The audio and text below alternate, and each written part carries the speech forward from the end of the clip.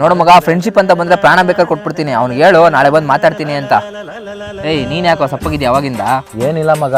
ಮಕ ಒಳ್ಳೆ ಎಳ್ಳೆಣ್ಣೆ ಕುಡ್ದಿರೋ ತರ ಮಾಡ್ಕೊಂಡಿದ್ಯಾ, ಏನಾಯ್ತು ಹೇಳೋ? ಮಗ, ನಮ್ಮ ಹುಡುಗಿ ತುಂಬಾ ದಿವಸದಿಂದ ಸಿಗ್ತೀನಿ ಅಂತ ಅಂದ್ಲು ಕಣ. ಮೀಟ್ ಮಾಡಕ್ಕೇನೋ ಆಸೆ, ಆದ್ರೆ 1 ರೂಪಾಯಿನೂ ಕಾಸಿಲ್ಲ ಕಣ ಜೋಬಲ್ಲಿ.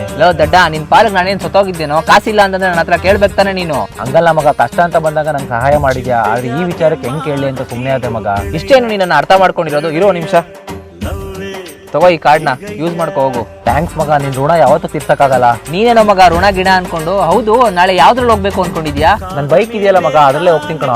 ಮಗ, ತುಂಬಾ ದಿನ ಆದ್ಮೇಲೆ ಮೀಟ್ ಆಗ್ತಾ ಇದೀನಿ ಅಂತ ಹೇಳ್ತಾ ಇದ್ದೆ. ಈಗ ಬೇರೆ ಮಳೆಗಾಲ, ಒಂದ್ ಕೆಲಸ ಮಾಡು, ಬೈಕಲ್ಲೆಲ್ಲ ಹೋಗ್ಬೇಡ, ನಾನು ಕಾರ್ ಕೀ ತಗೋ, ಕಾರಲ್ಲಿ ನಿಮ್ದಿಯಾಗಿ ಜಾಲಿಯಾಗಿ ಓಡಾಡ್ಕೊಂಡ್ ಬನ್ನಿ. ಥ್ಯಾಂಕ್ಸ್ ಮಗ, ನೀನಂತ ಫ್ರೆಂಡ್ನ ಪಡೆಯಕ್ಕೆ ನಾನು ಅದೃಷ್ಟ ಮಾಡಿದ್ದೆ. ಥ್ಯಾಂಕ್ಸ್ ಎಲ್ಲ ಬಿಡು ಮಗ, ಅದಕ್ಕೇನ್ ಕೇಳಿದೆ ಅಂತ ಹೇಳು ಆಯ್ತಾ?